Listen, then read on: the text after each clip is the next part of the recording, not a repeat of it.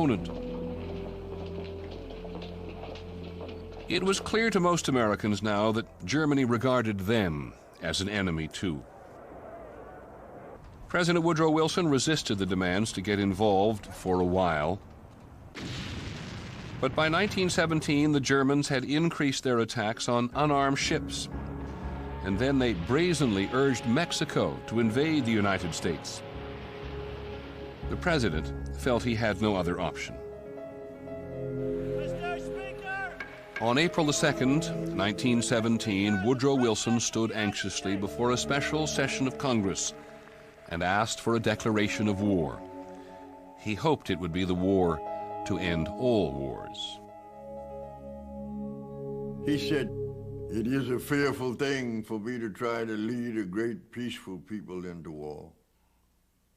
It could be one of the most terrible and disastrous of all wars.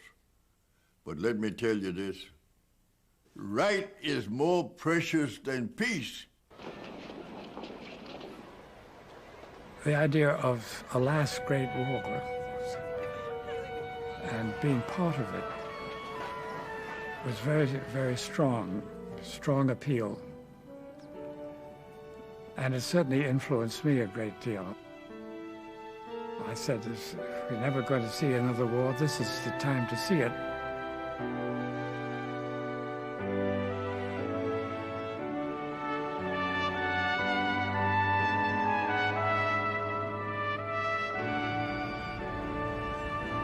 In the summer of 1917, American troops landed in France, returning the favor of Lafayette, the French soldier who had fought with America during the Revolutionary War.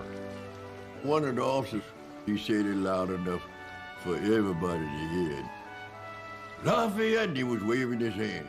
"Lafayette, Lafayette." I didn't know who Lafayette was. "Lafayette, Lafayette, we're here."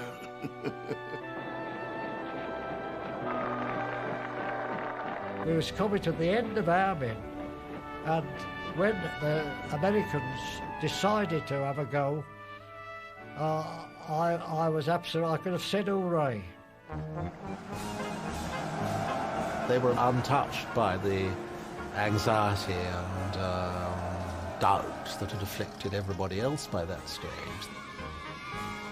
They were American, you know. They were what Americans were supposed to be.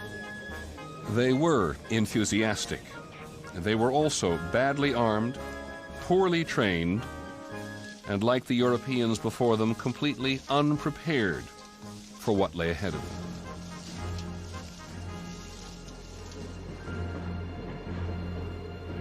The train came through from the front,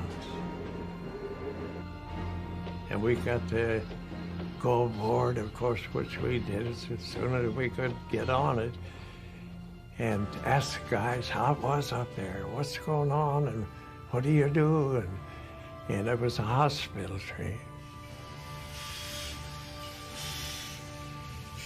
I can see these poor kids, like me, youngsters, with a leg gone, or two arms gone. Well, this was a kind of a cold water treatment all of a sudden to realize what war was like. You grew up very quickly in surroundings like that. It was no longer freshman studies. It was the real world.